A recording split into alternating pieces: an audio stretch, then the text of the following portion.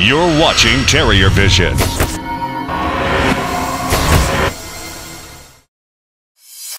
Inside Wofford football with Coach Mike Ayers and the voice of the Terriers, Mark Hauser.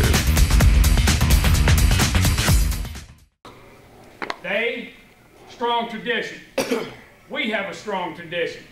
Both of us about winning. It just so happens today, it's not in Statesboro, it's in Spartanburg. Today, it's in front of our fans. They bring some, but we got a bunch. Today is our senior day. Today is our opportunity to show everybody what we're all about. Will they make plays? I'm sure they will. I'm sure they're going to make some plays. Are we going to make plays? I'm sure we will. So, the ebb and the flow of the game can't determine whether you play hard or not. What must determine the play of the game is that thing across your chest that says Wofford. That guy next to you that says, that's my buddy, that's my brother. This team is more than about just football. This team is about one another. This team is about tradition. This team is about laying it on the line for the guy next to you. Welcome into Gibbs Stadium on this Saturday afternoon, where the Wofford Terriers and the Georgia Southern Eagles will play for a Southern Conference championship. Wofford enters the ball game ranked 9th in the nation with a 5-1 SoCon record, while the Eagles, ranked 3rd in the country, come in at 6-1. Interesting footnote to this series, the visiting team has won every meeting in this series dating back to 2005. That is 6 games in a row. Here are your highlights.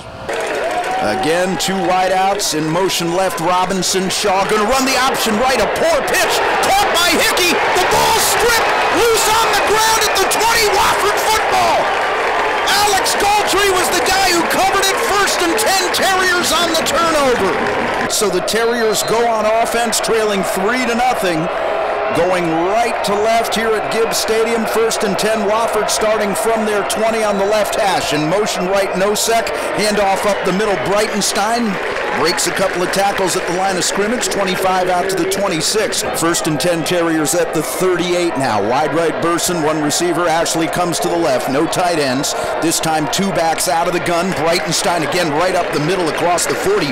Runs into his own offensive lineman, and he'll be dropped at the 44. This time Mitch Allen will operate out of the gun with 2 backs. 1st and 10 from the midfield stripe. Play action Allen. Time down the middle. Burson's got it on a crossing pattern. Knocked over at the Georgia Southern 31. 1st and 10 at the Eagle 31. 2 receivers right, in motion left. Ashley from his slot position. Allen runs the option right. Big seam. 25-20. 10-5. Touchdown.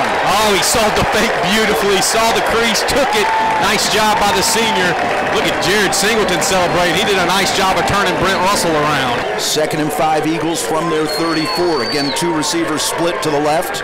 No tight ends in this formation. Terriers, 3 down linemen. In motion left, Robinson. Shaw wants to run the option right. Dragged down from behind back at the 31. Eric Eberhard got him there. 1 receiver comes wide to the left. It's Zach Walker, also a man slot left. The slot man is McKinnon. He'll go in motion right behind the formation. Shaw is going to lose yards. Wanted to run the option left, had nowhere to go. He is dropped back at the 26. 2nd and 7 from the 30 right hash. Allen out of the gun, 2 receivers left, 1 to the right, 2 backs flank him. And it's a handoff. Donovan Johnson pops through the pile, left side, good yards. 40, 45, fumbles the ball at the 46, and Georgia Southern has it. 3rd down and 10 from the 21. 3 receivers left. Shaw out of the gun, a single receiver to the right.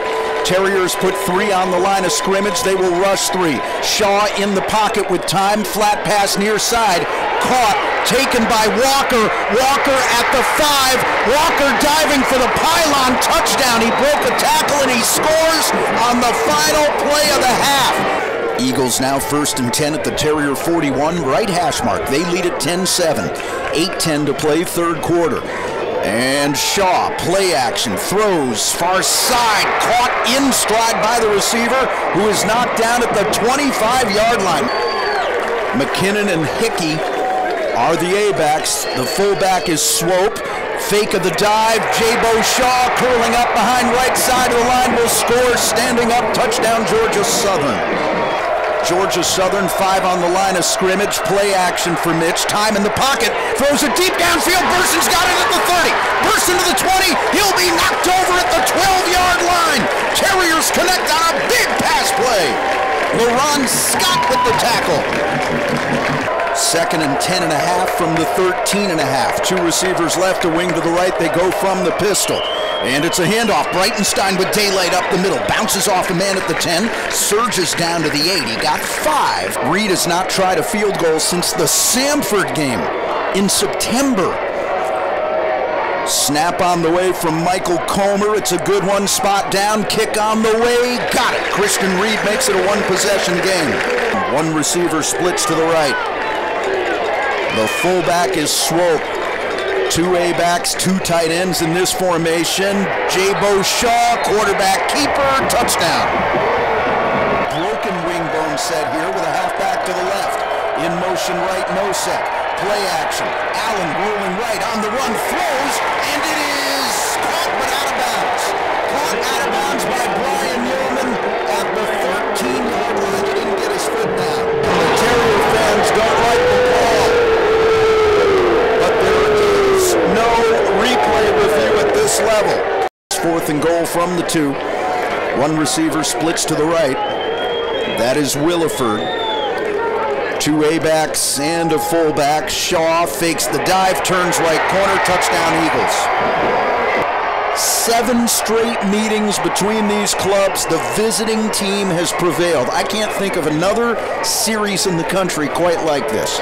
The Georgia Southern University Eagles 31 and the Wofford College Terriers 10.